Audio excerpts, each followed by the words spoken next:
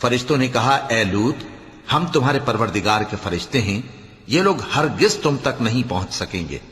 تو کچھ رات رہے سے اپنے گھر والوں کو لے کر چل دو، اور تم میں سے کوئی شخص پیچھے مڑ کر نہ دیکھے مگر تمہاری بیوی کے جو آفت ان پر پڑنے والی ہے وہی اس پر بھی پڑے گی۔ ان کے عذاب کے وعدے کا وقت صبح ہے، اور کیا صبح کچھ دور ہے؟ پھر جب ہمارا حکم آیا، ہم نے اس بستی کو الٹ کر نیچے اوپر کر دیا اور ان پر پتھر کی تہ بتہ کنکریاں برسائیں جن پر تمہارے پروردگار کے ہاں سے نشان کیے ہوئے تھے، اور وہ بستی ان ظالموں سے کچھ دور نہیں۔ اور مدین کی طرف ان کے بھائی شعیب کو بھیجا تو انہوں نے کہا کہ اے قوم، اللہ ہی کی عبادت کرو کہ اس کے سوا تمہارا کوئی معبود نہیں، اور ناپ اور تول میں کمی نہ کیا کرو،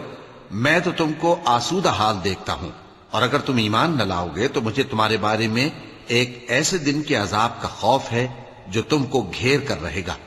اور اے میری قوم، ناپ اور تول انصاف کے ساتھ پوری پوری کیا کرو، اور لوگوں کو ان کی چیزیں کم نہ دیا کرو، اور زمین میں خرابی کرتے نہ پھرو،